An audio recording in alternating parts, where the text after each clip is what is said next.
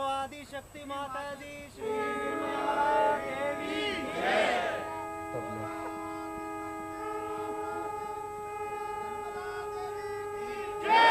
बोलो आदि शक्ति माता दी निर्मला देवी की जय।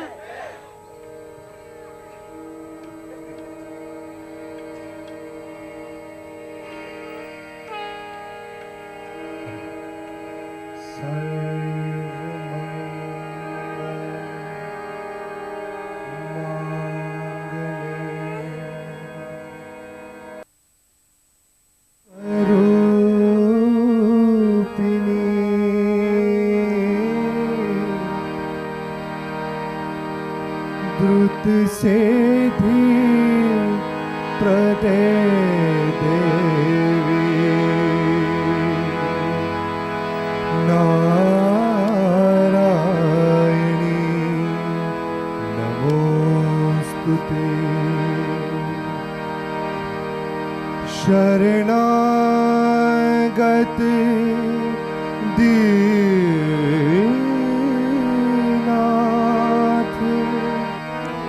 परित्राणा परायणे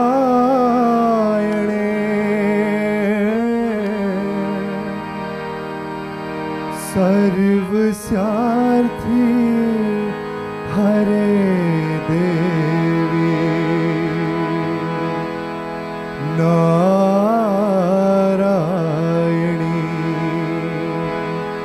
नमोस्तुते।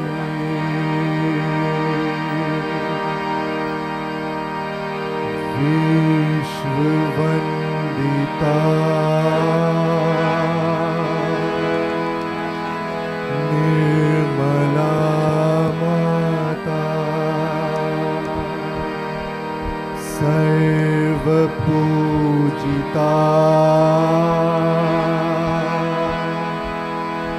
निर्मला माता।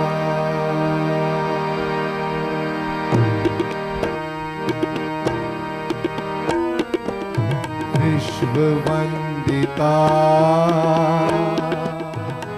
निर्मला माता सर्वपूजिता निर्मला माता ब्रह्मस्वरूपिणी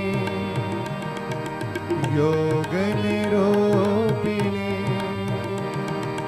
शुभदां वरदां नमो नमः। विश्ववन्दिता निर्मला माता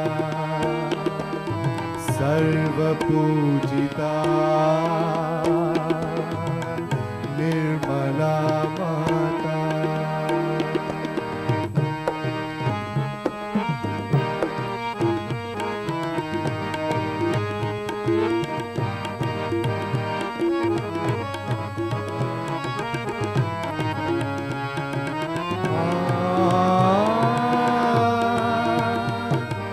जगत जननी निर्मला मूल प्रकृति अखिलेश्वर की। जगत जननी निर्मला मूल प्रकृति अखिलेश्वर की। नित्या सत्या सनातना पराशक्ति परमेश्वर की। नित्या सत्या सनातना पराशक्ति परमेश्वर की।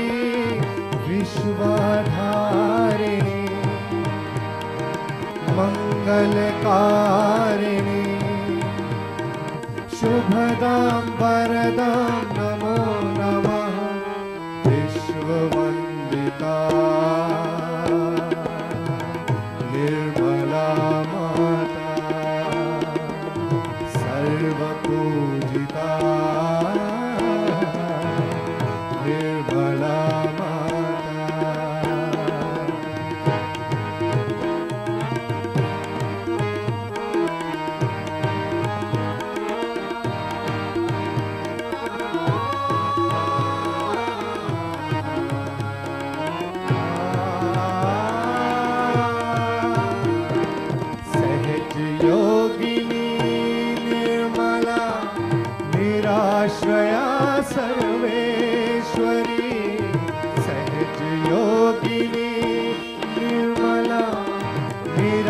आश्रया सर्वेश्वरी प्रेममूर्ति भक्तवत्सला स्नेहमयी मातेश्वरी प्रेममूर्ति भक्तवत्सला स्नेहमयी मातेश्वरी भक्तिप्रदायिनी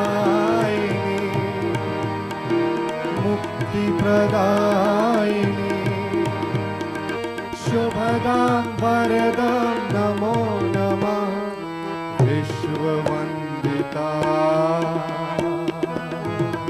निर्मला माता सर्वपूजिता निर्मला माता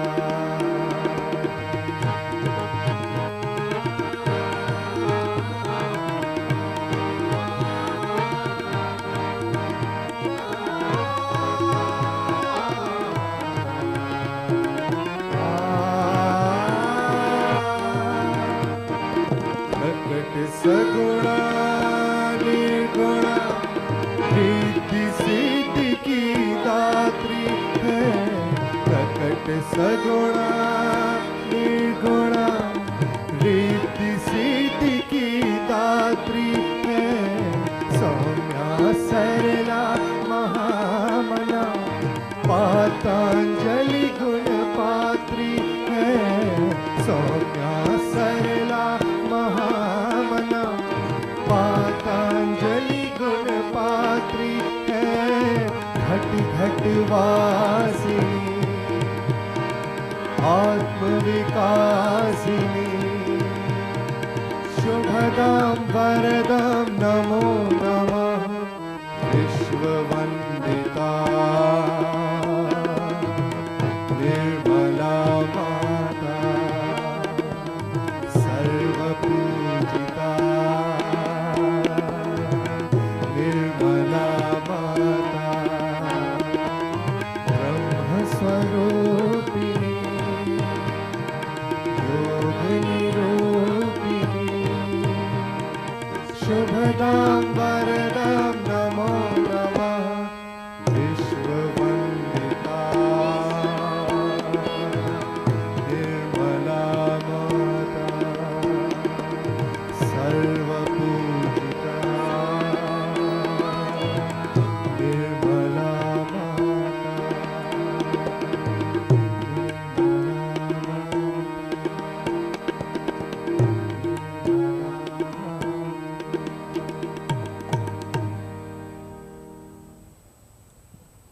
मंडल टुकड़े केवड़ी गर्दी करूँ सब लोग खड़े हैं उनको मैंने कहा कि इधर ले आएं इस तरह से या कोई मार्ग इधर बना दे बहुत लोग हैं अंदर यहाँ से दिखाई दे हेलो हेलो उसने कह दिया देखिए वो लोग जो अंदर आ नहीं पा रहे हैं ना वहाँ जगह बनाइए तो लोग मेरी अंदर सभी भाइयों से प्रार्थना है जो साइड में खड़े हैं यहाँ पर जगह काफ़ी इस तरफ आ जाइए प्लीज़ अंदर जगह है कृपया आके बैठ जाइए इस साइड में काफ़ी जगह है सब लोग बैठ जाएंगे तो बहुत अच्छा होगा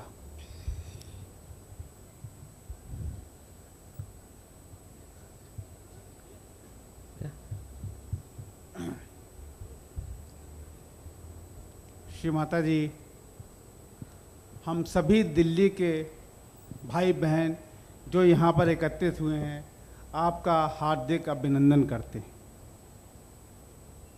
इससे हटाइए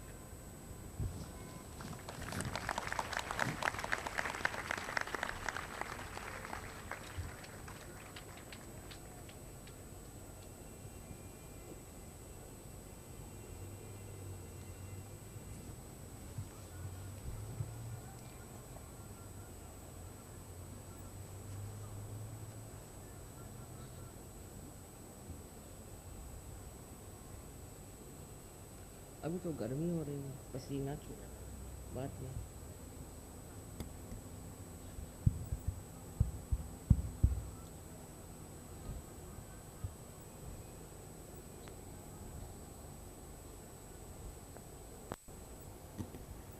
तुम्ही एकच रस्ता ठेवलाय ना त्याच्यामुळे ते येऊ नाही शकत तिकडनं, त्यांना बोलवायला पाहिजे.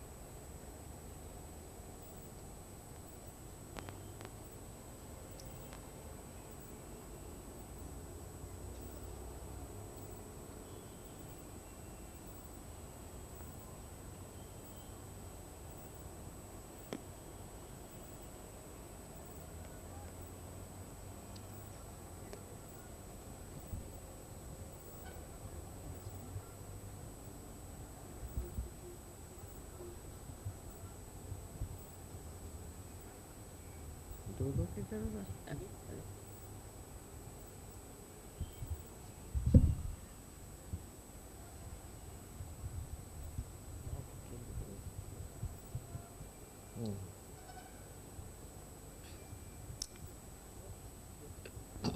तो गिरे जा रहे हैं.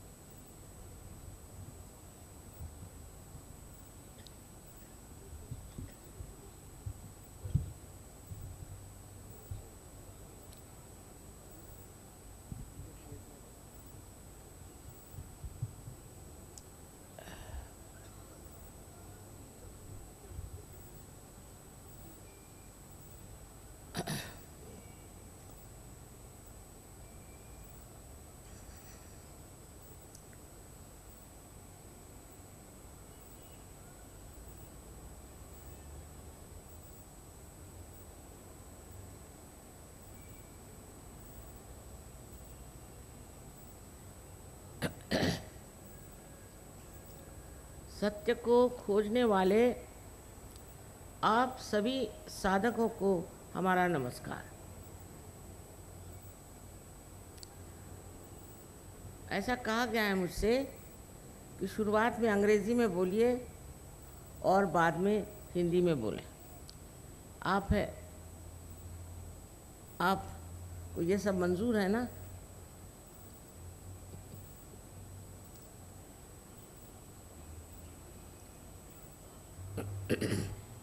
I bow to all the seekers of truth.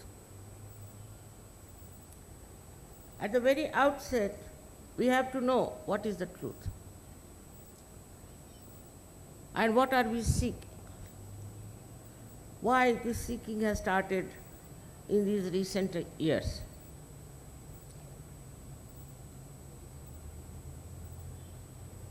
We have science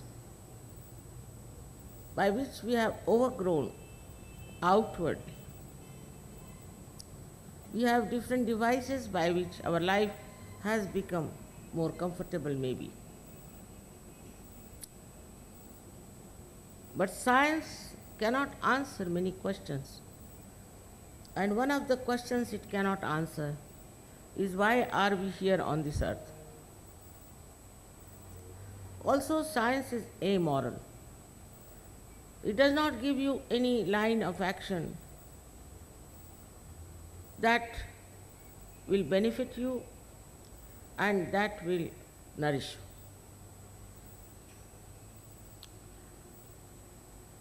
Of course, there's nothing against science as such, but it is very incomplete and takes people into imbalances. There are so many defects which I am not going to describe today, but main thing is that it does not give you the idea of reality. It does not give you the totality. Also, it does not give you any ascent in your spiritual life.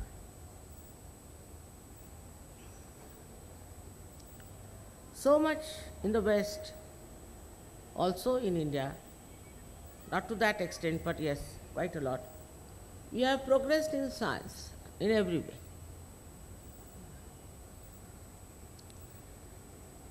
What do we find? There's a decline in the character of human beings, in the society. Families are breaking, children are going astray. Everywhere we find there's such a decline in the quality of life, and sometimes we cannot also say that these things are done even by human beings. It's impossible to explain why people have fallen to such a low level. of existence and think that that is the best life. They have lost all the capacity to feel that we are going very fast towards our complete destruction. In the West, I think the destruction is working out from within. And this destruction is not even felt. On the contrary, people think they are martyrs if they are getting destroyed. So the seeking has started. The human beings are now faced with a problem as to why are we on this earth? Are we here just to get into this rut of this rat race?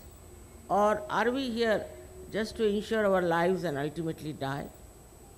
Is that the aim of our life? Is that the value of our life?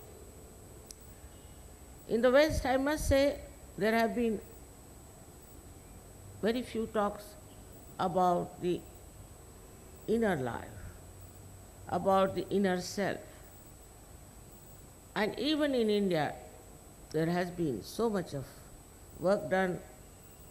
But after the British, when they went away, we suddenly took also, especially our intellectuals have become very westernized.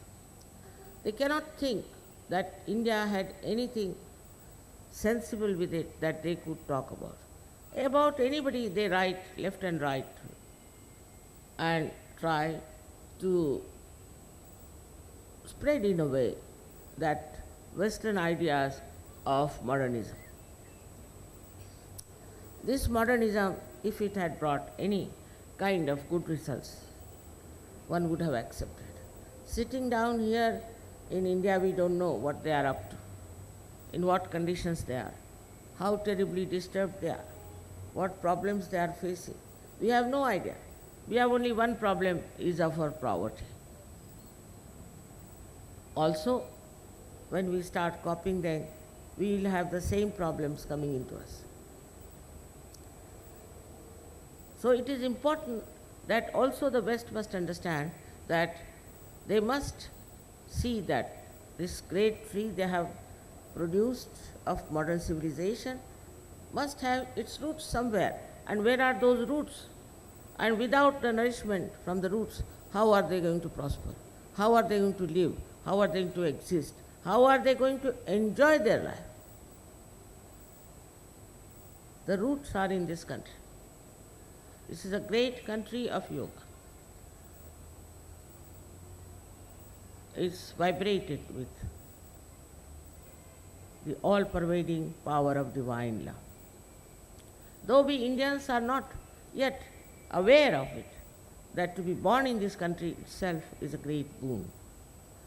Neither they are aware as to what work has been done by the great saints in this country, and how much they have worked hard that one day this country should spread spirituality all over the world. Without that,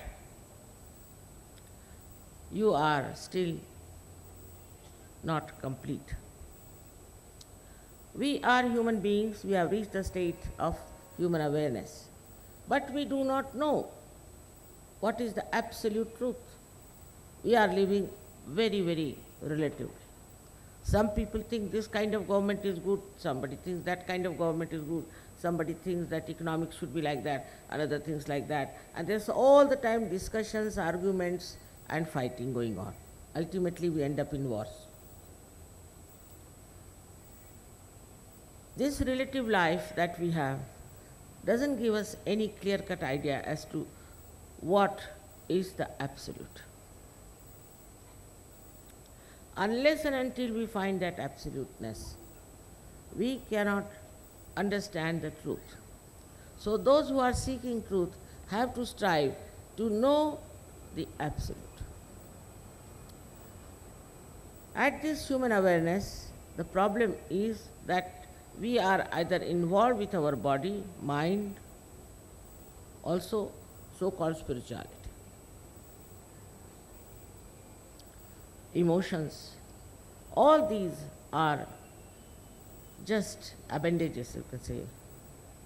appendages for your being.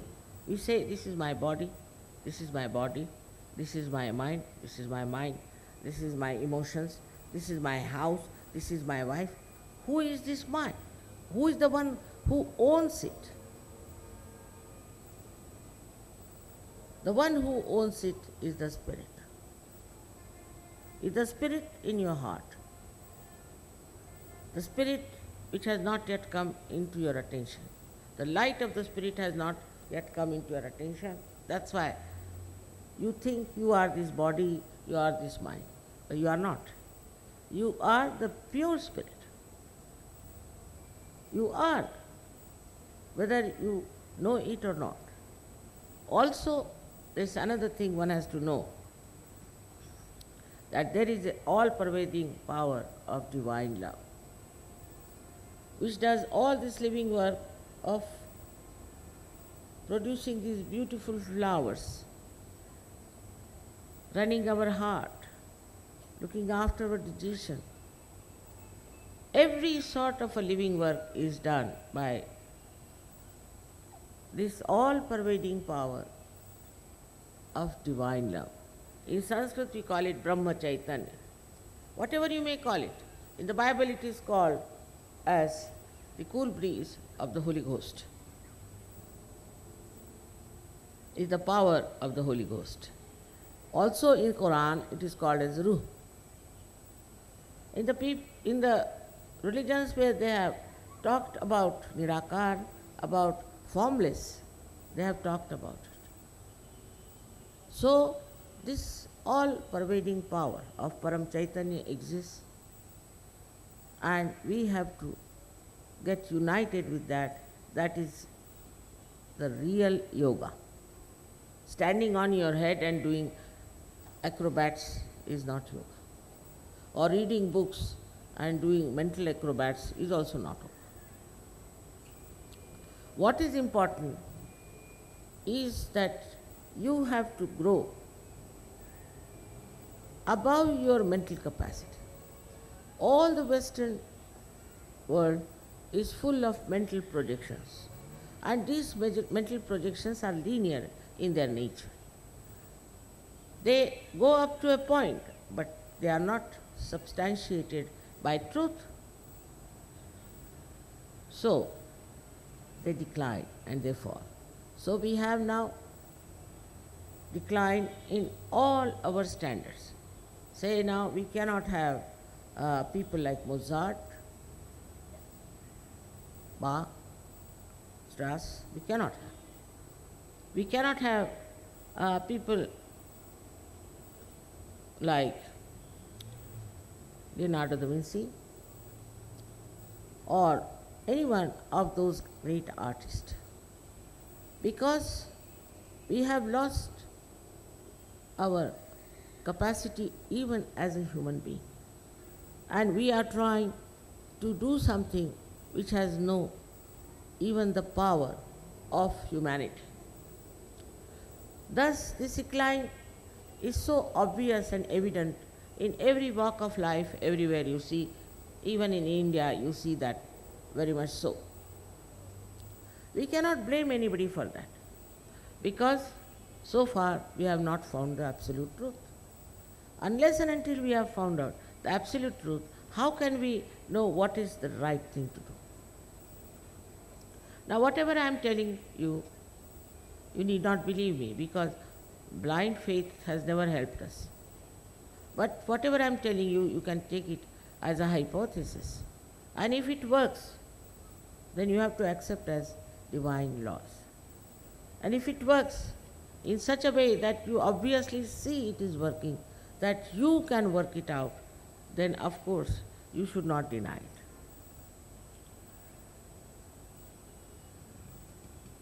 I think there are many people who are talking about it all over the world.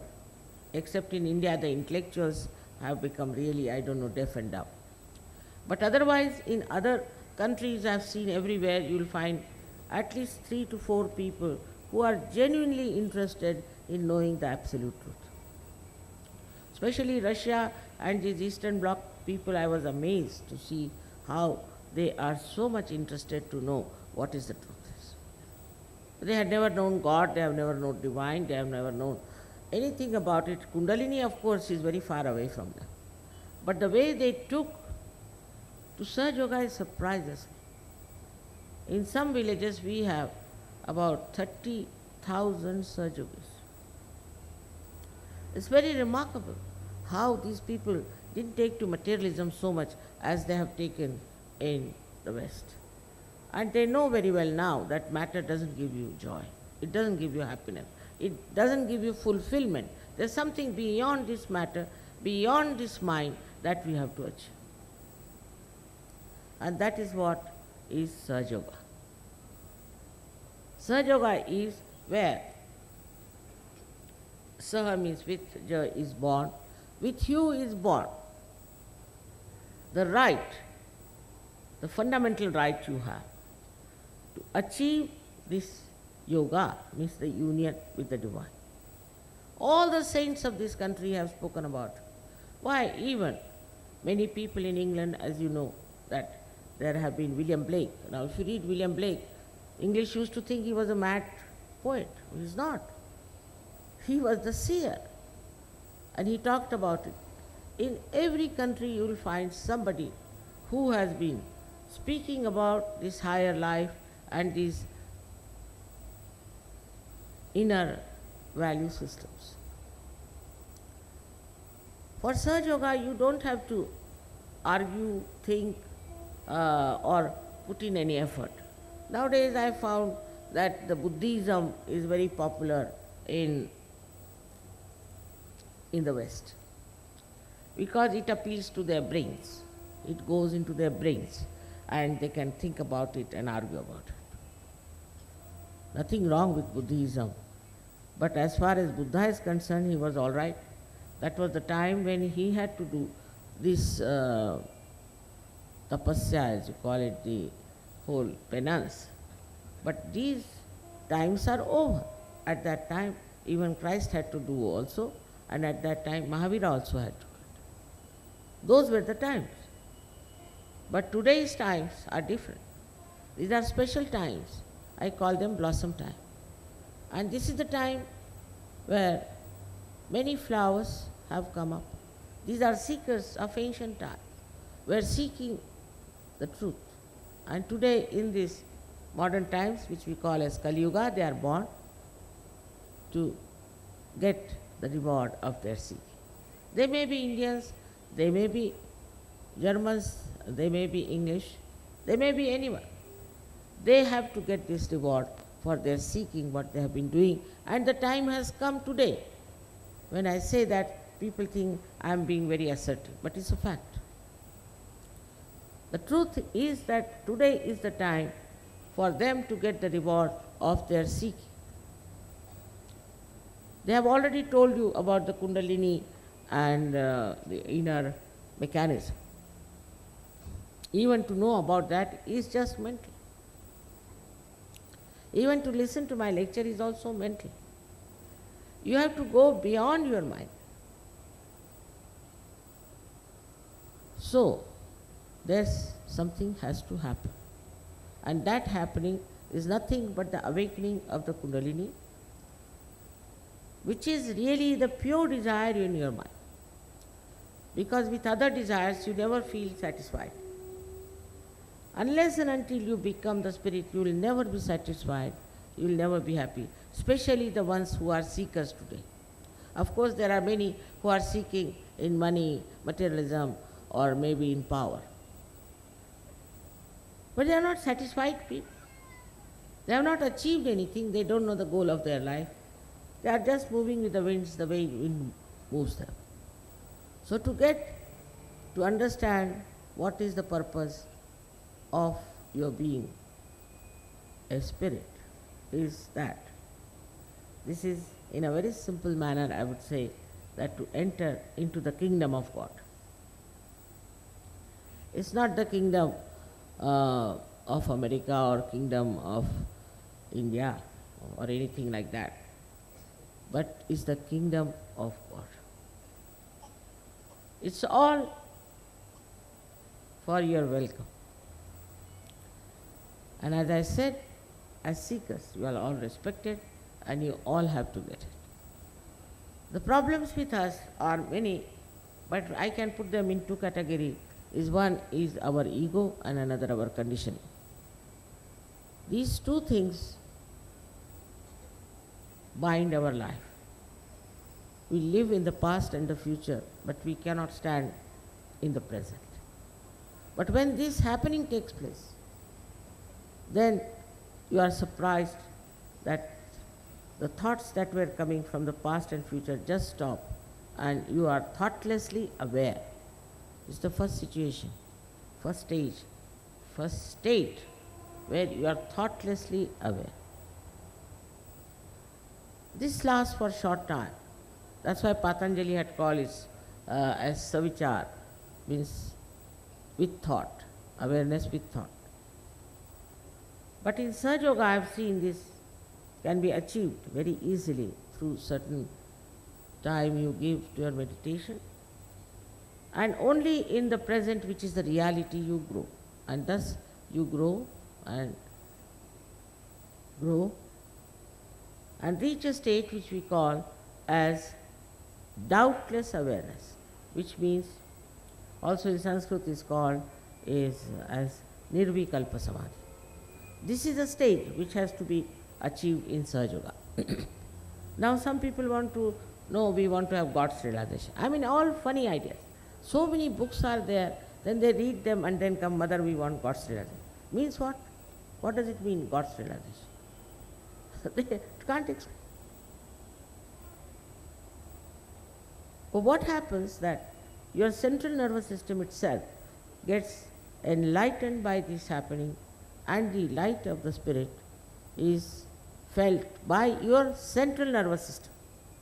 As in our evolution, we have so many other capacities compared to animals that are all felt on our central nervous system. In the same way, our central nervous system itself gets enlightened, which is in Sanskrit language is used as Veda, from where the word Veda has come. Veda is to feel on your central nervous system. Another is Bodha. Bodha is to feel on your central nervous system. These things you can easily feel. On your central nervous system, your fingers get enlightened and you start feeling on your fingertips the all-pervading power of divine love. You can feel it like cool breeze on your fingertips. They get enlightened. For the first time, you feel there is a power around.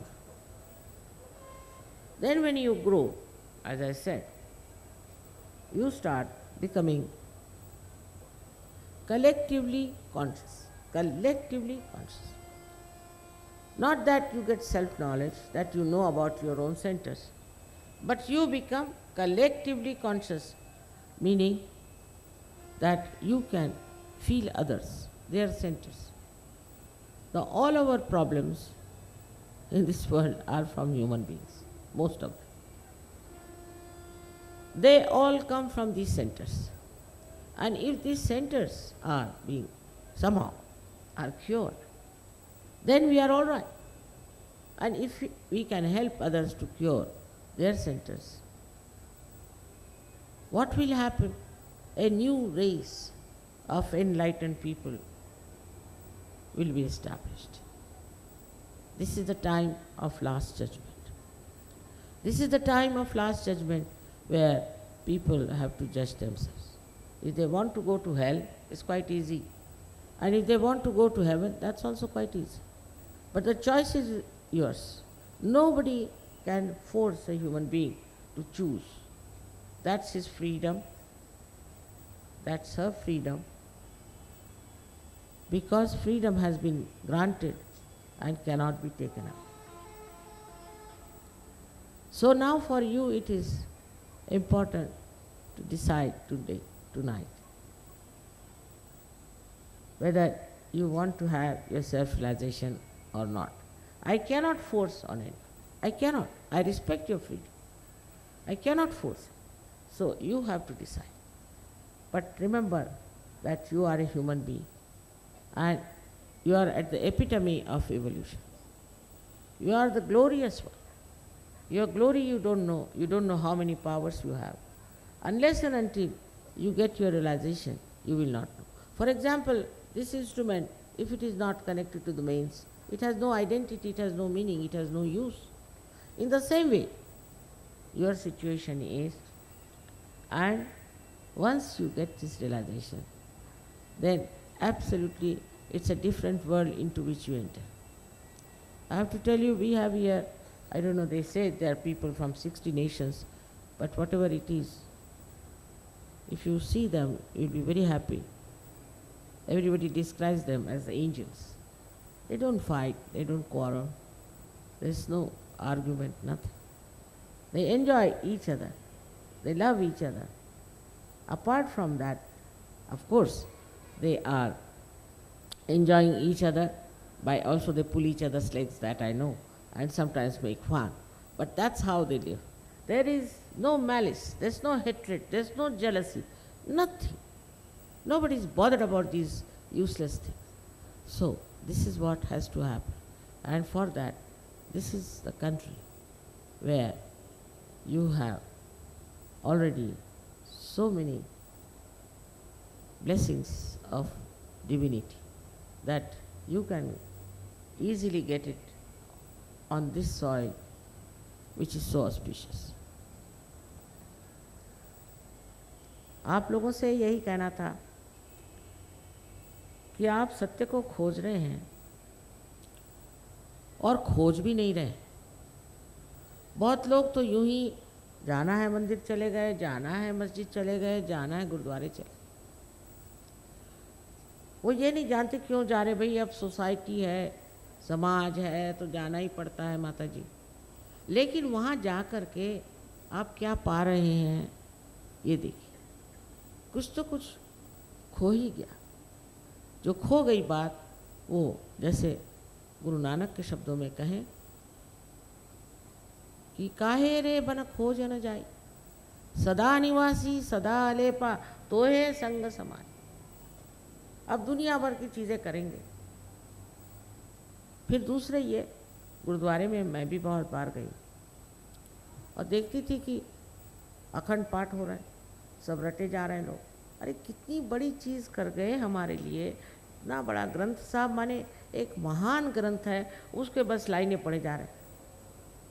तभी कबीर दास जी ने कहा कि पढ़ी पढ़ी पंडित मूर्ख भय।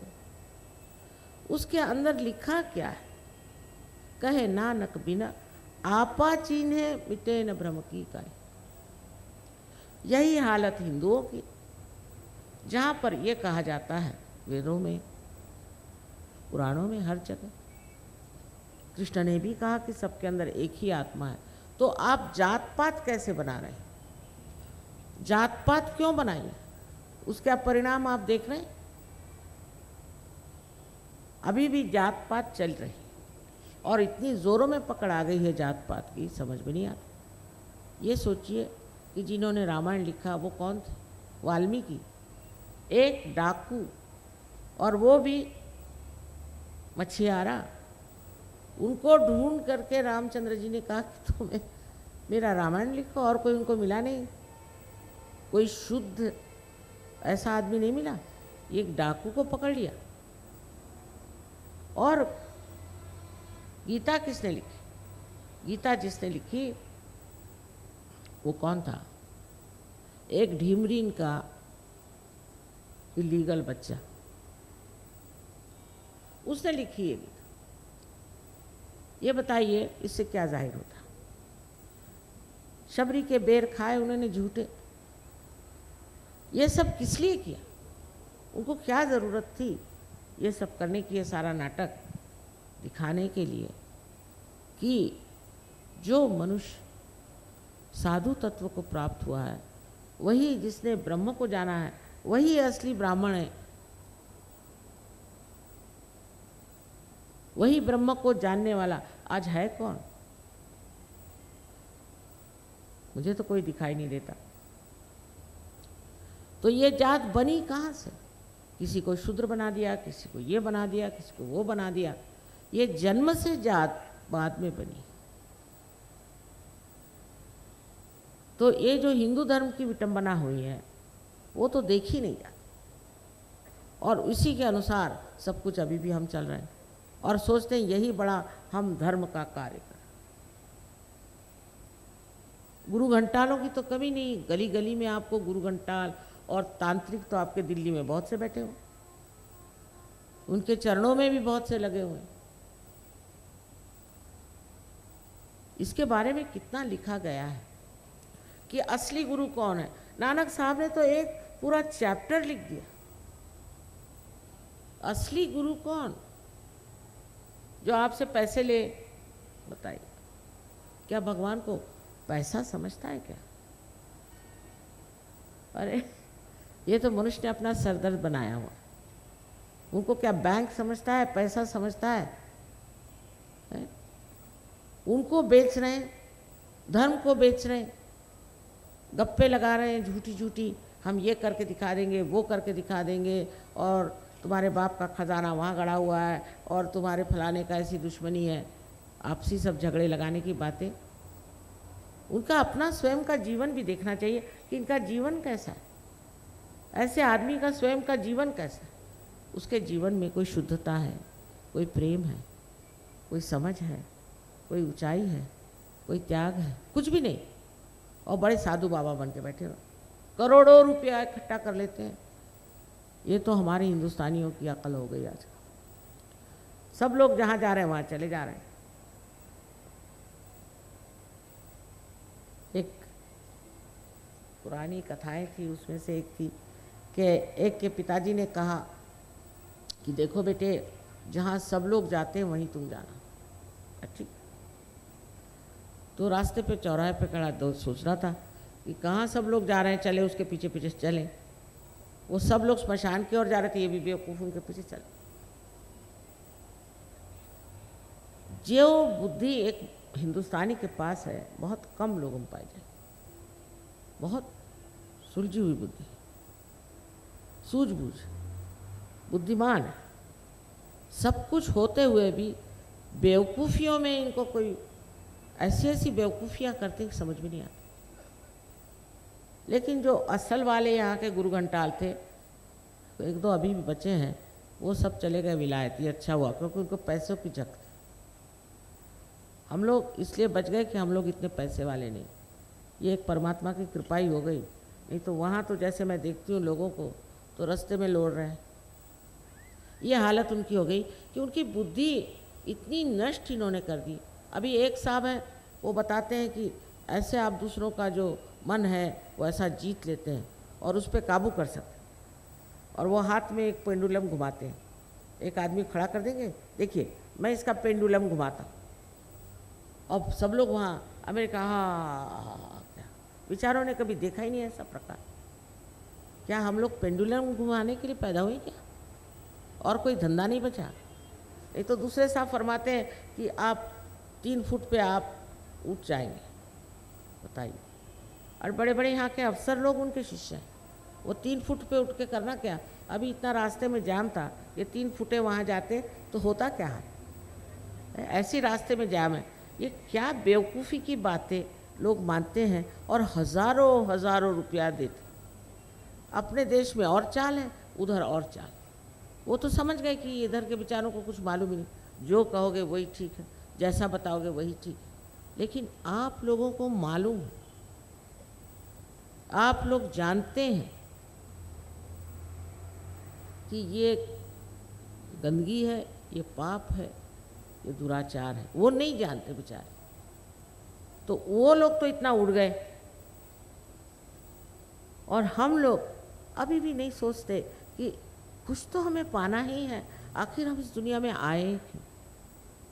क्या हम जिंदगी ऐसी बर्बाद करने के लिए आए? अब ये सब ज्ञान सहज का जो मैं बता रही हूँ, आप देखिएगा कि ये कोई मेरा ज्ञान नहीं,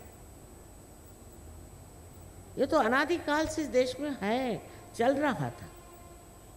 कबीरदास जी ने कहा है ईड़ा पिंगला अनहद नाड़ी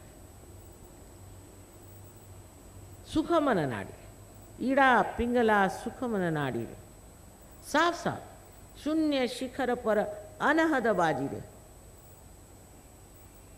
पर कोई समझता ही नहीं हूँ। मैं तो हैरान हूँ कि जहाँ उन्होंने बिहार में इतना काम किया वहाँ लोग तंबाकू को सुरती कहते हैं। सुरती तो कुंडलिनी को कहा था उन्होंने, सुरती चढ़ाई कमान। अरे भाई कहाँ से कहाँ पहुँचा दिया। हर एक चीज़ का विपर्यास करने में कोई लोग बड़े होशियार होते हैं और हम बेवकूफ़ होते हैं, उनकी बात मान जाते हैं। ये देश कितना महान है, इसकी महानता कितनी है, ये तो जब आप सहज में उतरेंगे तब सब समझें। जब ये हमारे विदेशी सहयोगी यहाँ आते हैं तो पहले एरोप्लेन से उतरते ही इस ज़मीन को वंदन करते हैं, चूमते हैं, क्योंकि इनको चैतन्य क्या है ये मालूम। ये चैतन्य को पहचानते हैं और जानते हैं कि इसकी पृथ्वी में से ये चैतन्य बह रहा है। और आप लोगों ने भी कम पुण्य नहीं किए होंगे जो इस पृथ्वी पर आप पैदा हो। ये भी महान पुण्य का काम। इस पुण्य की वजह से आज आप यहाँ पैदा हो। अब बहुत लोग सवाल ये भी पूछते हैं तो माँ हमारी गरीबी का क्या होगा। ठीक बात, गरीबी कहाँ से आती है, पहले ये बात सोचना चाहिए। स्वार्थ से आती। लेकिन जब इंसान निस्वार्थी हो जाए और जब वो सामूहिकता में आ जाए तो इस तरह का जो संगठित रूप होगा वो इस गरीबी को बिल्कुल हटा सकता है। अब आपसे क्या बताएं कि सहयोग में बीमारियां ठीक हो जाती हैं, एक पैसा नहीं देना पड़ता। कैंसर से लेके हर तरह की बीमारियां ठीक हुई। अब कल ही वहाँ आपने देखा होगा कि एक स्त्री थी, उसको दिखाई नहीं देता था। उसने आके मुझसे कहा कि माँ मैं आपके दर्शन के लिए इतने दूर से आई हूँ और मुझे दिखाई नहीं देता। तो मैंने बस उसके सामने एक कैंडल पकड़ा और थोड़ी देर में कहती मुझे सब दिखाई देने लगे। कुछ मैंने नहीं किया। उसकी कुंडलिनी जागृत हो गई और उसने यहाँ पे ऑप्टिक लोब में लाइट डाल दी और वो देखने लग गई। एक लड़की थी, गूंगी थी, बोल नहीं सकती थी, उसको ले आए मेरे पास। उसके कान में मैंने सिर्फ कृष्ण का मंत्र कहा और उस मंत्र से वो बोलने लगी। उसने उसी वक्त माँ करके मुझे पुकारा और फिर वो बोलने लगी। अब ये कोई चमत्कार नहीं है मेरे लिए, कोई भी चमत्कार। आपके लिए चमत्कार हो गया, ये कोई चमत्कार की बात नहीं। देखिए ये जो कुंडलिनी है ना, ये जब जागृत होती है तो ये जो 6 चक्रों में से गुजरती है और इन 6 चक्रों में से गुजरते वक्त ये आपके चक्रों को पूरी तरह से प्रकाशित कर देती है और उसके अंदर उसकी ऊर्जा, उसकी एनर्जी भर देती है। इन चक्रों की गड़बड़ी से ही आप बीमार रहते हैं, आपको तकलीफ है। और जब ये कुंडलिनी उड़ गई तो फिर क्या कहने, फिर सभी चीज़ ठीक हो गई, सभी मामले ठीक हो जाते हैं और इस तरह से हज़ारों लोग ठीक हो गए।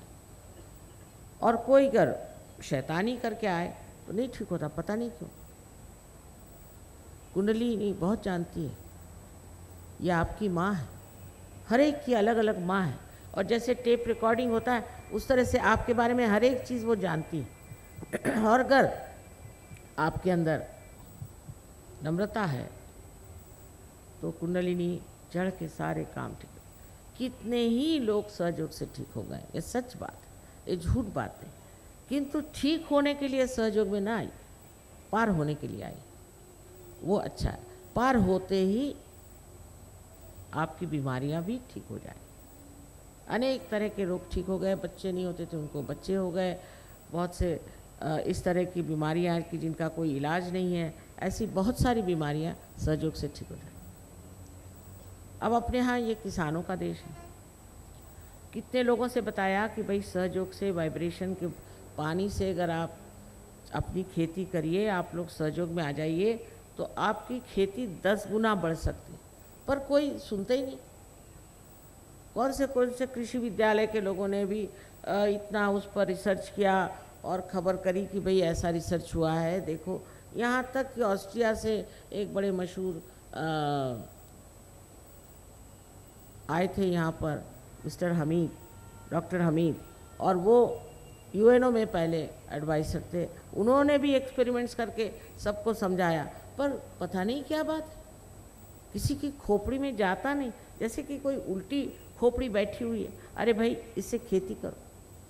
खेती करने से देखो, आपको 10 कर खेत दिखाई दें और उसमें से एक हरा भरा खेत हो, तो जान लीजिए यह किसी न किसी सहयोगी का। हर चीज़ में, पशुपालन में हमने देखा है, इन्होंने एक्सपेरिमेंट्स किए और बताया कि एक गाय करीबन 10 किलो तक दूध दे सकती है। बड़ी हैरानी की बात है, अपनी हिंदुस्तानी गाय। और ये जो बीज इस्तेमाल करते हैं वो भी ऐसे बीज नहीं कि जो कहीं से दुकान से खरीदे हैं या कुछ है, पर सर्वसाधारण बीज। उस बीज से इतना उपजता है, पर कोई सुनने को ही तैयार नहीं। इस भारतवर्ष में तो अब कोई न्यूज़पेपर वाले को बुलाओ तो वो उनकी दृष्टि ये कि आपके यहाँ कारपेट बिछा था, आपके यहाँ वो एक दीप जला था, अरे कुछ और उससे आगे है कि नहीं। एकदम कुछ देखते नहीं, कुछ सुनते नहीं, ना कुछ लिखते हैं, कुछ बेवकूफ़ी की बातें लिख देते हैं, उसमें कोई अर्थ नहीं। इतनी बड़ी चीज़ हम आपके सामने ले आए हैं, अरे भाई कुछ तो सुनो। नहीं, सुनने को तैयार ही नहीं हो। पता नहीं इन लोगों का दिमाग कैसा है यहाँ।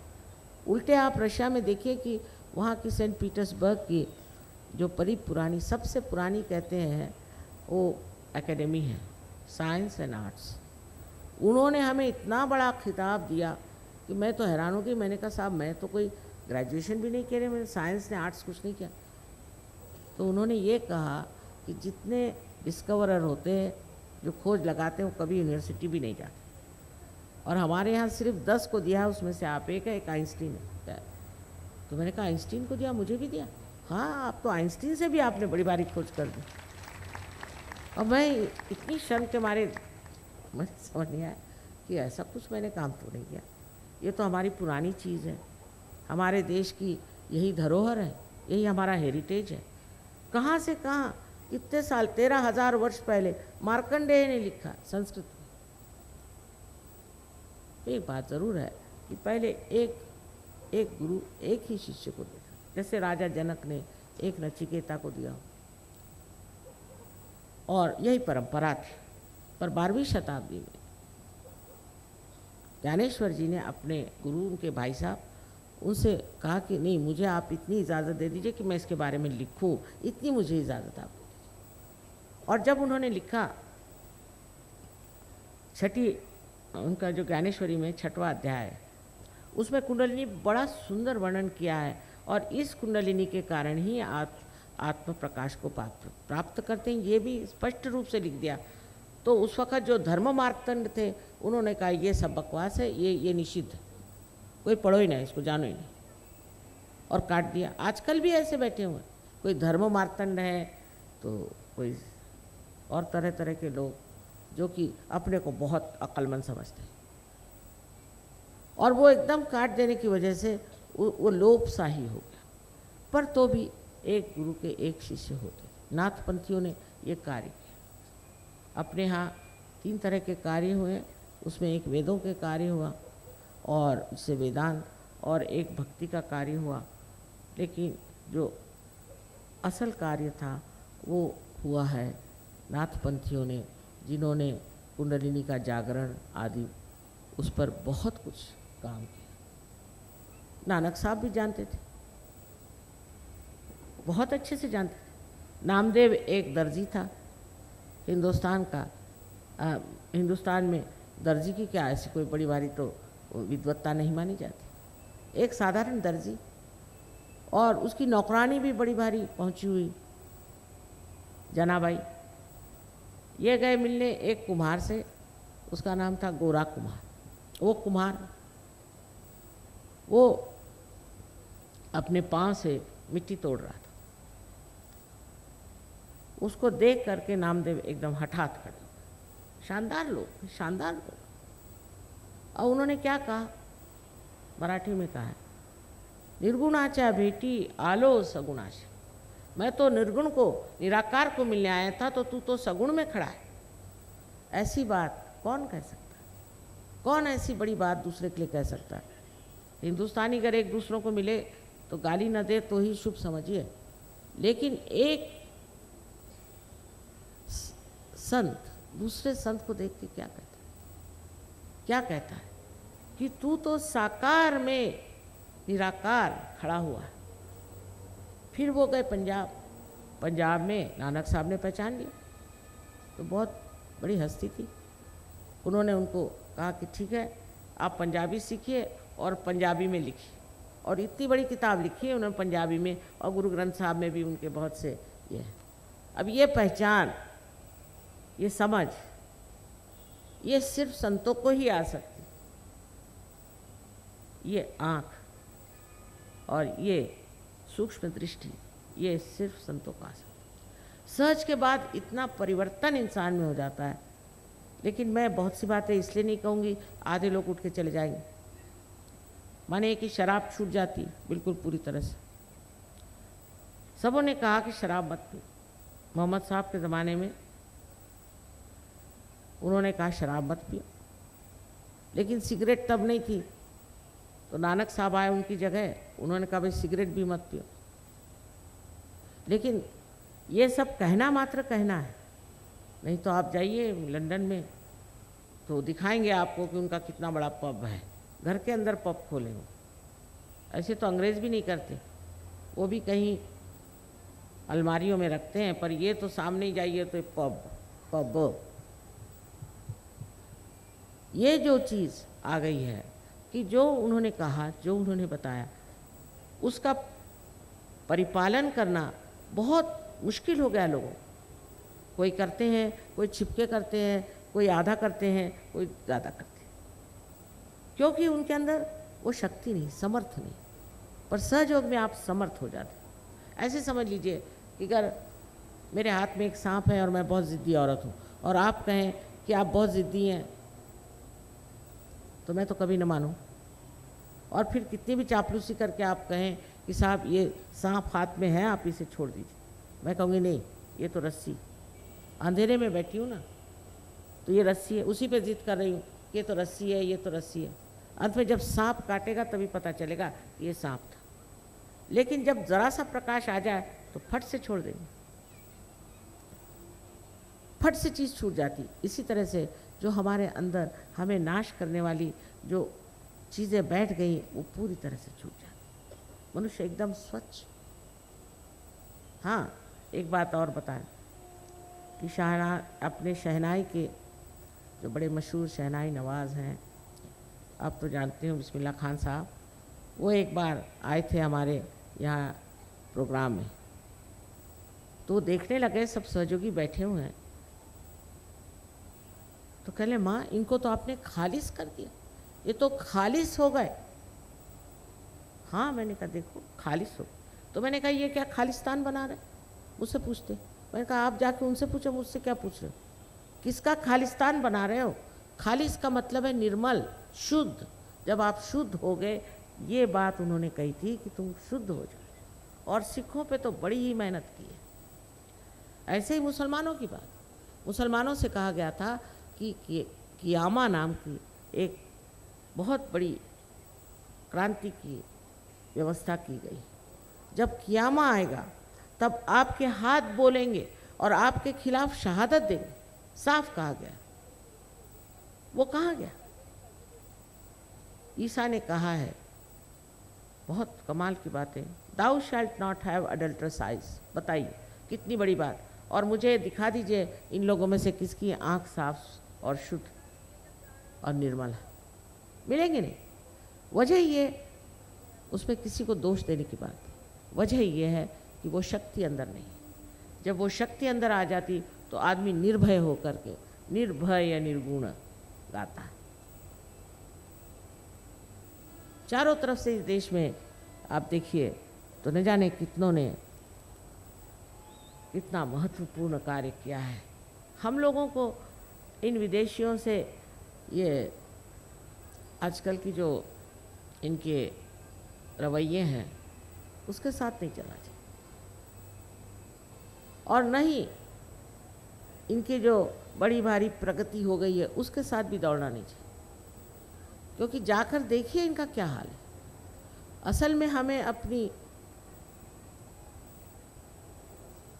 स्पिरिचुअल, जिसको कहना चाहिए कि आध्यात्मिक प्रगति करनी चाहिए, उसमें हम लोग बहुत पा सकते हैं और सारी दुनिया आपके चरणों में आएगी कल अगर आपने अपनी आध्यात्मिक उन्नति प्राप्त कर ली। पर हम ये जानते नहीं है ना कि हमारे अंदर ये कितना बड़ा स्रोत बह रहा है। अब आपसे बताएं, आप लोग इतने आए हैं, मैं जानती हूँ आप सब आज पार हो जाएंगे, कोई शंका नहीं, पर अगर इससे अगर 8वां हिस्सा भी लोग हों परदेश में तो मेरे हाथ पैर टूट जाते हैं। पर एक बार जूझने के बाद, पार होने के बाद वो ऐसे खड़े हो जाते हैं कि मेरी समझ में नहीं आता। और हिंदुस्तानियों को तो ऐसा है कि चलो आज माता जी का भाषण सुना, कल वहाँ चल के भाषण सुन लेंगे, फिर तीसरे का भाषण सुन लेंगे, फिर कहीं आरती करने चले जाएंगे, कोई गहराई नहीं। और जिस देश में इतनी गहराई थी है, ऐसे ऐसे लोग इस देश में हो गए, उस देश में न जाने क्यों मनुष्य ने अपनी गहराई खो दी। इस चीज़ को समझ लेना चाहिए कि हमारे जितने भी प्रश्न हैं वो सारे एक साथ छूट जाए। और ये भी बात है कि जो दुविधाएं हैं, जो तकलीफ़ें हैं, एक साहब आए थे बता रहे थे मुझे कि माँ हमें इतनी परेशानियाँ थी तो वो अपने आप भाग गई हैं। परेशानियों को परेशानियाँ, अब हमें कोई परेशानी ही नहीं। तो मैंने कहा ये कैसे हुआ, यही तो समझ में नहीं आ रहा, आपसे पूछने आया। हमने कहा मुझसे मत पूछो, ऐसे आनंद की दुनिया में आप सबको ले जाना है, ऐसे प्रेम की दुनिया में आपको ले जाना, जहाँ ये प्रेम निर्वाज, इसमें किसी तरह की कलुषितता नहीं, कोई चीज़ का इसमें निर्वाज्य का मतलब है कि उससे ब्याज भी तक नहीं मांगा जाता। माने ये कि बस प्यार करने का ही मज़ा है। अभी देखिए मुझसे कहने लगे कि माँ ये बताइए कि हिंदुस्तानियों को कौन सी चीज़ अच्छी लगती, वो हम ले आते हैं। और मैंने कहा थोड़ी थोड़ी लाना, वो ला के मेरे खोपड़ी पे डाल दिया, अब कहने सबको बांटिया। अब मैंने कहा मैं कैसे बांटूँ, तो इतना सारा तुम सामान लेके आए हो, क्या क्या पता नहीं। और इतनी सोच सोच के लाए।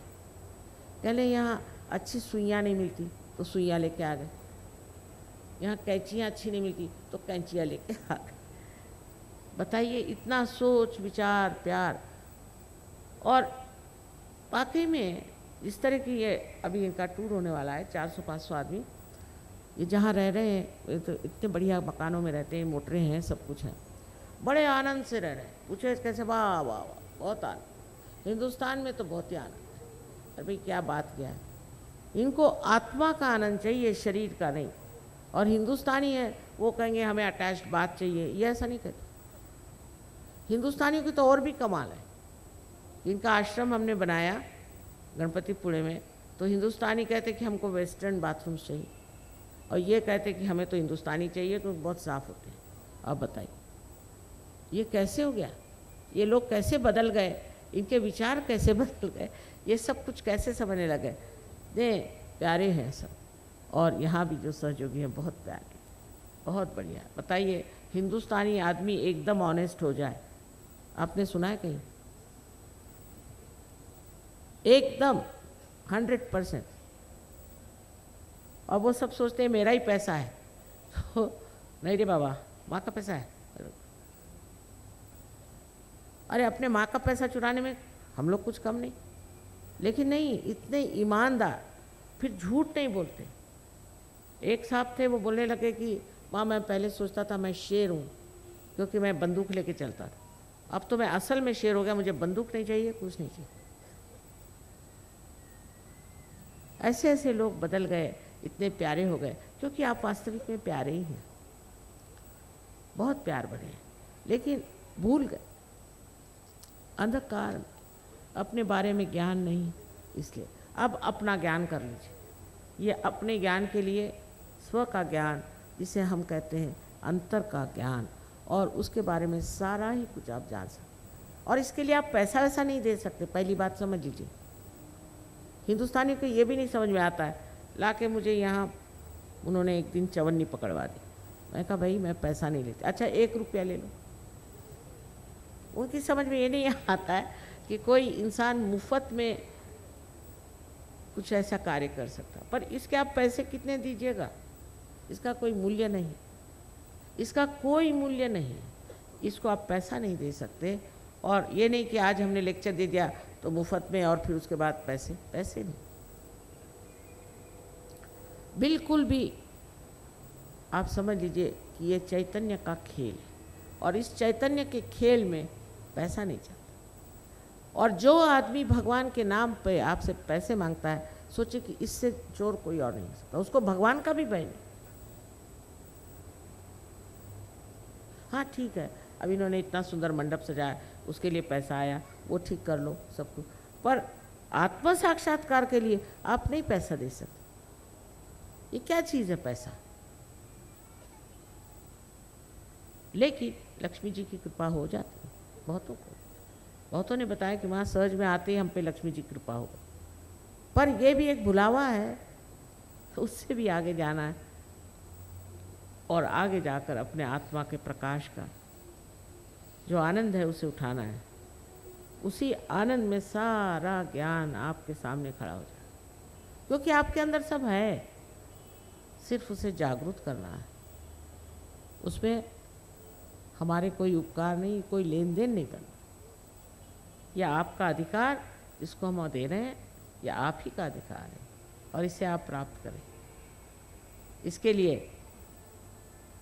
कोई उपकार मानने की ज़रूरत नहीं, किंतु अपने को ज़रूर समझें कि हमने ये चीज़ पाई, इतनी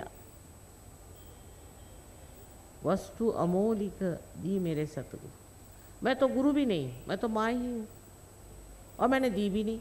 आपकी अपनी वस्तु आपने प्राप्त की है, लेकिन इतने मूल्यवान वस्तु को रास्ते पर नहीं फेंकना और नहीं उसका महत्व कम करना है। बहुत महत्वपूर्ण है।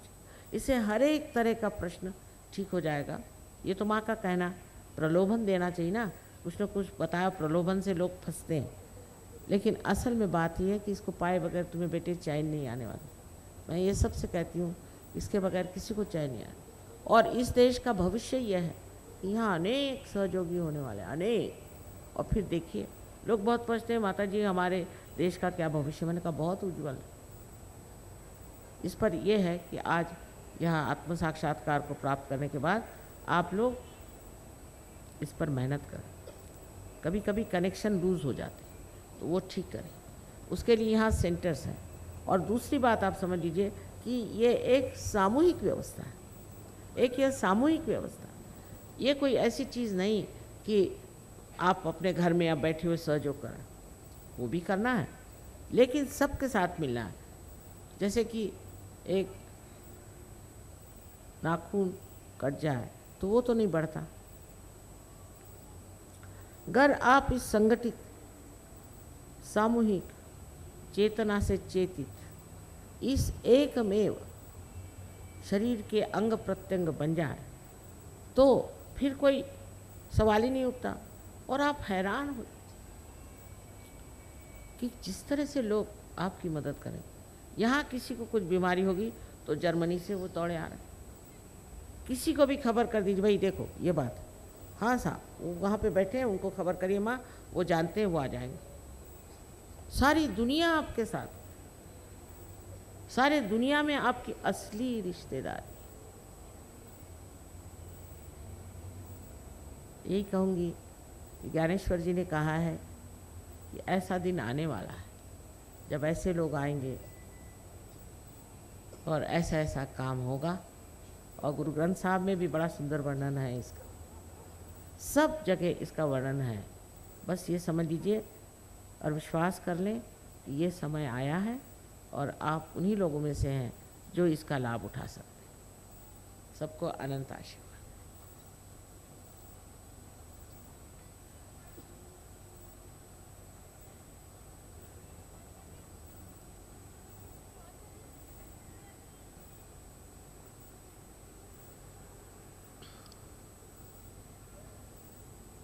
अगर ऐसे सरक जाओ बेचारे, वो आराम से नहीं बैठे हैं। आराम से बिठा दो।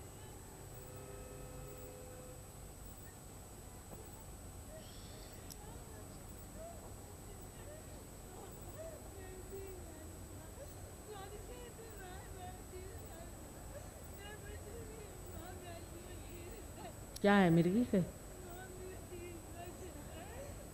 अब देखिए, इनको ये समझना चाहिए कि सबके सामने इस बिटिया को लाके बिठा दिया। अब यहाँ लोग आत्म साक्षात्कार के लिए आए, हमारे यहाँ मंदिर में लोग जाएं तो सबकी बीमारियाँ ठीक हो सकती, लेकिन इनको अपना स्वार्थ सूझा कि चलो बच्चे को सामने ले जाकर बिठा दो जिससे सब लोग डिस्टर्ब हो जाए, हैं? ये गलत बात।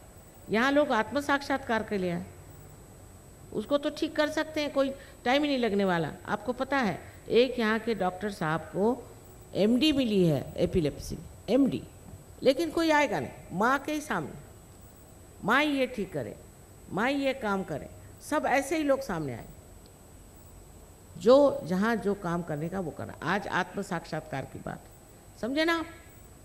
समझे ना बेटा? अब तुम आओ, तुमको मैं ठीक कर दूँ। हाँ हाँ रानी बेटी, हो जाएगा। अब रहने दो, अभी नहीं, अभी नहीं, अभी इतने लोग बैठे हैं। अच्छा, हमारे यहाँ एक डॉक्टर साहब ने इस पे एक्सपेरिमेंट्स किए हैं और उनको एमडी मिल गए। आपको सामने ऐसे बेटी को लेकर नहीं बैठना चाहिए था। अब हमारी शक्ति चल रही ना, उसमें नुकसान होता है बच्चों को। आप बाहर ले जाइए तो अच्छा है, मेरे ख्याल से बाद में मैं देख लूँगी। मत रो बेटा, मैं ठीक कर दूँगी, रोने कोई बात। पर आप लोग मंदिर में नहीं आए, वहाँ आकर के आप अपना ट्रीटमेंट नहीं कराएंगे। हर एक चीज़ में एक अजीब चीज़। अब वहाँ अगर थोड़ी देर ठहरना पड़ा तो मार तूफान। अरे भाई, आखिर अस्पताल में भी जाते हो तो वहाँ भी ठहरना पड़ता है। हाँ, उसको फिर अटैक आएगा, आप ले जाइए बाहर तो अच्छा, क्योंकि इस वक्त शक्ति बहुत चलती है ना। हाँ नहीं, let her go back, I think. Let her go outside a little bit, otherwise she might get another attack. Slowly, slowly. अभी ठीक हो जाएगी। हाँ, अब सबको डिस्टर्ब तो नहीं करना चाहिए। हाँ, जैसे ही आपकी बेटी है ना, मेरी भी बेटी, आप चिंता छोड़ो, उठा के ले जाइए आप लोग उनकी मदर को, बेचारी परेशान हो रही।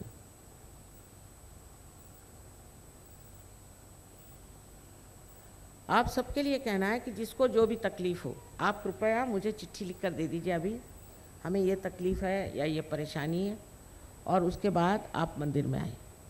यहाँ जहाँ तहाँ हमारे सेंटर्स हैं और सब लोग आपको ठीक कर सकते हैं, ऐसी कोई बात नहीं। तो आप सब ठीक हो जाइए, और होते ही हैं लोग, लेकिन आप आएंगे ही नहीं तो कैसे होगा? अभी यहाँ दूसरा काम कर रहे हैं ना। हाँ, बैठ जाइए, कोई बात नहीं। बेचारे, मेरा भी जी खराब जाता है, क्या करें।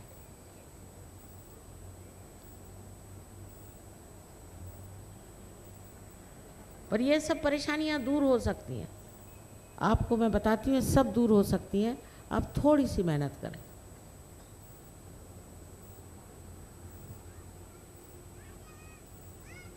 अच्छा, कोई बात नहीं, ये भी बीमारी जो है ये बहुत आसानी से जा सकती, बहुत आसानी। अगर इनका माँ अगर सहयोग करें तो वही उनको ठीक कर सकते हैं। जो रिश्तेदार हैं वो लोग अगर सहयोग करें तो बड़ा फ़ायदा हो जाए।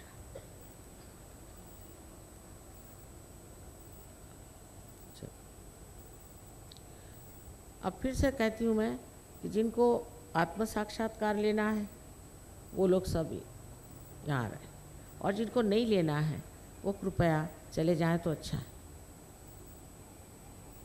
और कोई नहीं, 10 मिनट की बात, हिंदुस्तानियों के लिए बिल्कुल समय नहीं लगता, लेकिन कृपया सब लोग बैठ जाएं तो बड़ी मेहरबानी हो जाएगी। क्योंकि मैंने कहा ना कि ये पृथ्वी जो है उसमें सबसे महान देश मेरा भारतवर्ष है, और इसमें आप बैठे हुए, बताइए, आप विश्वास करें।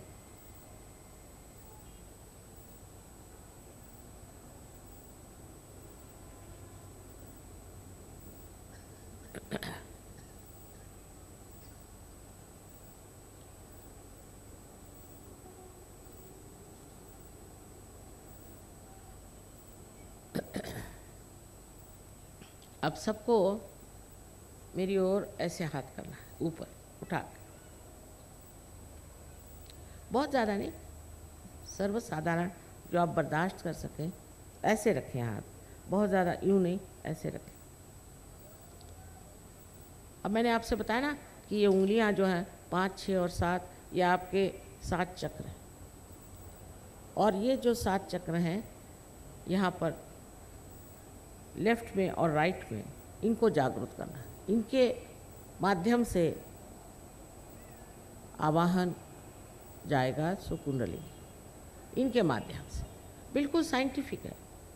और डॉक्टर लोग भी मानते हैं कि सिंपैथेटिक के एंडिंग्स ये हैं, वो भी मानते हैं, पर उसका उपयोग वो नहीं जानते कि आगे क्या कर सकते, सीधे ऐसे हाथ। और चश्मा भी उतार दें, अच्छा रहेगा, क्योंकि आँख के लिए भी ये चीज़ अच्छी होती है।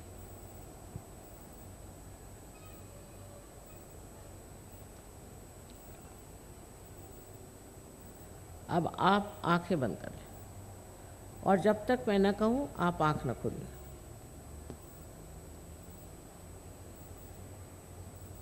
कोई मंत्र नहीं करें, कहें, कोई विचार न रोकें, कोई कुछ करने की बात नहीं। कुंडलिनी सब अपने आप कर लेती है, इसलिए बिल्कुल आराम से बैठिए, बिल्कुल आराम से, और अपने अंदर पूरा विश्वास रखें कि आज ही आपको आत्म साक्षात्कार घटित होगा। आज नम्रतापूर्वक आप ये शुद्ध इच्छा है और इसे मांगे कि माँ हमें आत्म साक्षात्कार दीजिए अपने मन में। आज ही ये घटित होने वाला, इसलिए क्योंकि आपकी इच्छा प्रदर्शित होनी चाहिए, आपको बताना चाहिए कि हम चाहते हैं कि हमें आत्म साक्षात्कार चाहिए।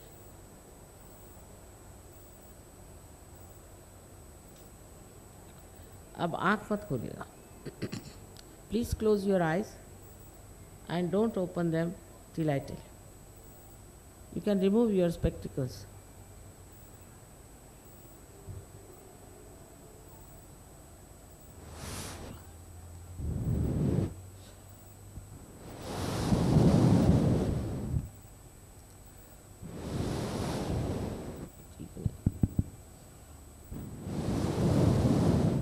इसका वॉल्यूम बढ़ाइए।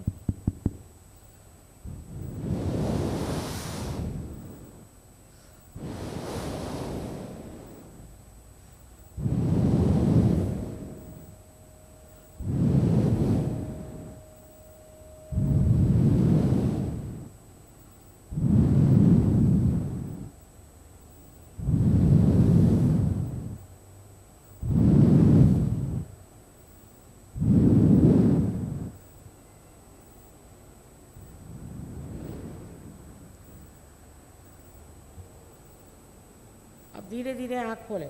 Please open your eyes slowly. Now, put your left hand towards me like this and bend your head and see through your fontanelle area, bone area, if you are getting a breeze, a cool, maybe hot. Left hand मेरी ओर करें और sir झुका करके, bend your heads please, sir झुका करके, और right hand से आप देखिए कि आपके तालू भाग से ठंडी ठंडी या गर्म ऐसी कोई हवा आ रही। तालू है कि जो बचपन में एक स्निग्ध सा हिस्सा आपके सर में होता है जिसे तालू कहते हैं, उसको आप देखिए कि वहाँ से ठंडी ठंडी हवा आ रही है। गरम भी आ सकती है। गरम आ रही हो तो आप ये कहिए अपने मन में कि माँ मैंने सबको एक साथ क्षमा कर दी। बहुत आसान है ये कहना। कह दीजिए कि माँ मैंने सबको एक साथ क्षमा कर दी, तो गर्मी भी चली जाएगी।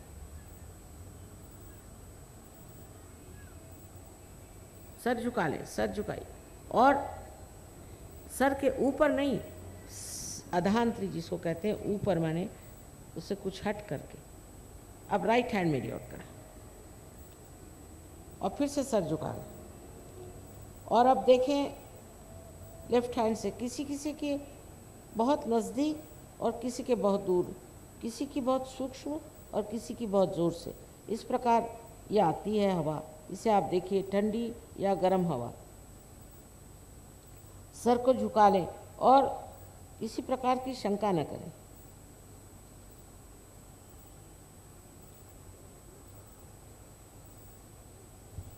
अब लेफ्ट हैंड मेरी ओर करें। Please put your left hand towards me. Again bend your head. फिर से अपना सर झुका के और राइट हैंड से please see with your right hand if there is a cool और a hot breeze coming. If it is hot then you have to say in your heart, Mother, I forgive everyone.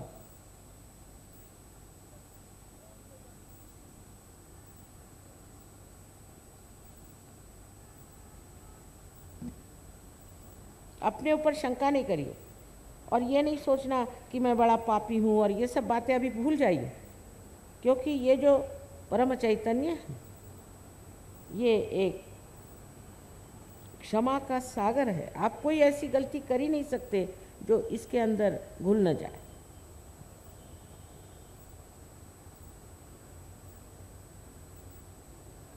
ये दया का सागर है, ज्ञान का सागर है, और सबसे ज़्यादा ये क्षमा का सागर है।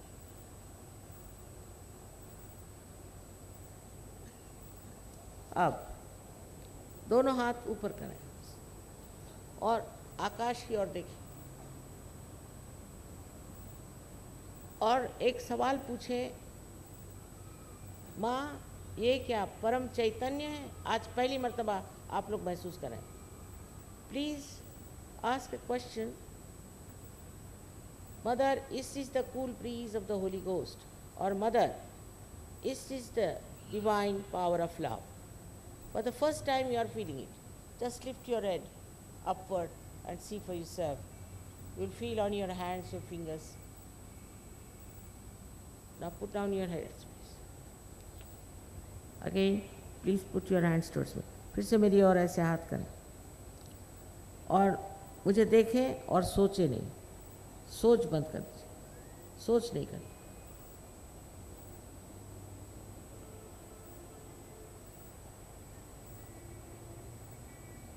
Don't think. You can do it. First state of Nirvichar Samadhi, of thoughtless awareness. Don't think. Just don't think.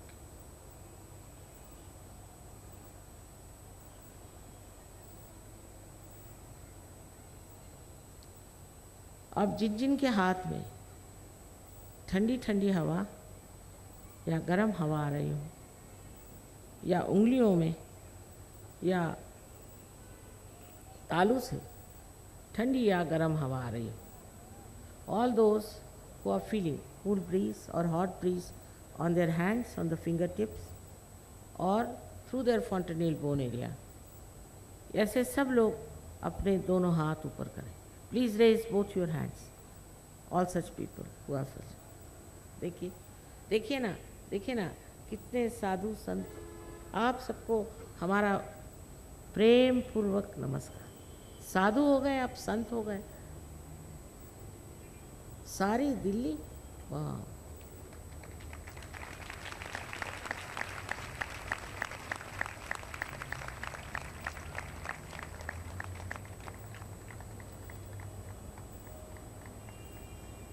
अब बस मौज में रहो, आनंद में रहो और सामूहिक में आना। यहाँ हर जगह हमारे सेंटर हैं। मैं देखना चाहती हूँ कि इतने सारे बीज जो बोए हैं और उसमें से जो अब पौधा निकल आया है उसके बड़े बड़े वृक्ष हो जाएं। All these seeds which were sown have now become beautiful। क्या बेटे? बैठ जाओ, बैठ जाओ, बैठ जाओ। कुछ भी नहीं हुआ? अच्छा बैठो बैठो, हो जाएगा, हो जाएगा। सबूरी सबूरी।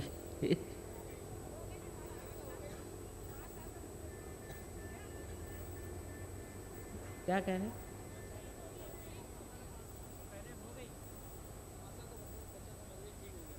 ठीक हो गया?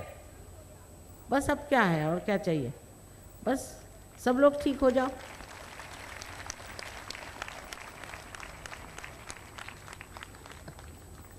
अब ऐसा है कि किसी किसी को एकदम से ठीक हो जाते हैं, प्रोग्राम में ही ठीक हो जाते हैं, पता नहीं क्या।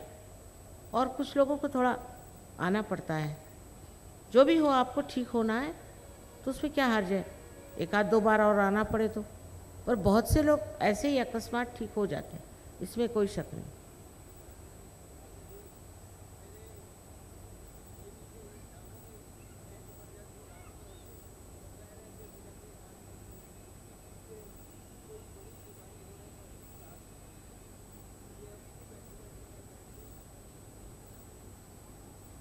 हाँ,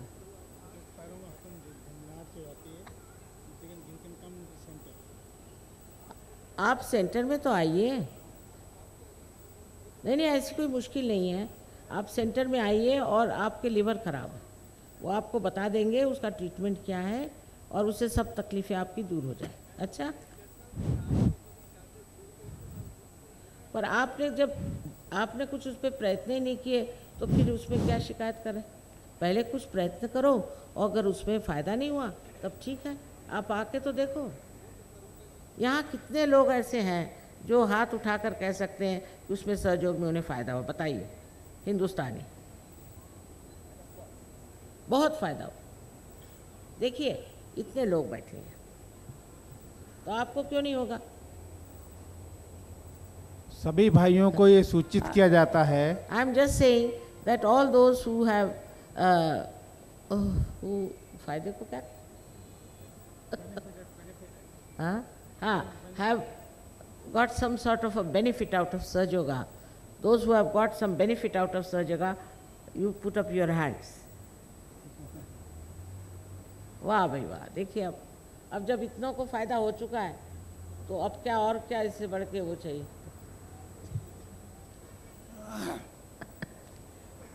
पूरी दिल्ली में हमारे बहुत सारे सेंटर हैं और उसका एक चार्ट बना हुआ है, पर्चा है, वो आपको मिल जाएगा। इस प्रोग्राम के फॉलोअप के लिए कल हमने एक प्रोग्राम रखा हुआ है निज़ामुद्दीन में, भारतीयम ग्राम स्काउट ग्राउंड जो है वहाँ पर 11 बजे आप लोग आइए। जिस किसी को अगर नहीं भी फील हुआ है, हम लोग आपके ऊपर कार्य करेंगे और वहाँ पर आप इसको महसूस कर सकेंगे। हमारा एक मेन सेंटर है कुतुब होटल के पीछे, जितने भी हमारे पोस्टर्स लगे हैं सब में उसका एड्रेस लिखा हुआ है। आप हर सैटरडे को वहाँ पर प्रोग्राम होता है, वहाँ पर आइए। बुधवार को एक सेंटर हमारा चलता है नए लोगों के लिए सफदरजंग एनक्लेव में, वहाँ पर आइए। किसी भाई को कोई भी तकलीफ़ है, कोई पर्सनल प्रॉब्लम है, हम सब लोग वहाँ पर डील करते हैं। अगर कोई चीज़ ऐसी होती है जो हम लोग नहीं ठीक कर पाते हैं तब हम लोग श्री माता जी से प्रार्थना करते हैं, वो आपकी मदद करती हैं। मेरी सिर्फ आपसे यही प्रार्थना है कि आप लोग कृपया सेंटर पर आइए और मुझे पूर्ण विश्वास है कि आपको उसका पूरा फ़ायदा होगा। कल दिन में 11 बजे Bharatiyam scout ground Nizamuddin police station के सामने है और 8 तारीख को सफदरजंग एनक्लेव वाले आश्रम में है। इसका पता यहाँ आपको मिल जाएगा। शाम को 6:30 बजे। एक आध गाना गा दो, फिर हम चले जाएंगे। आज तो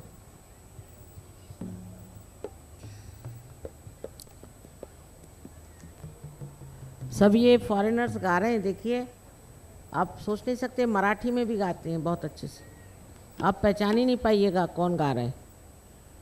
और इनको तो एक शब्द भी हिंदी का सिखाना माने बहुत ही कठिन चीज़ थी।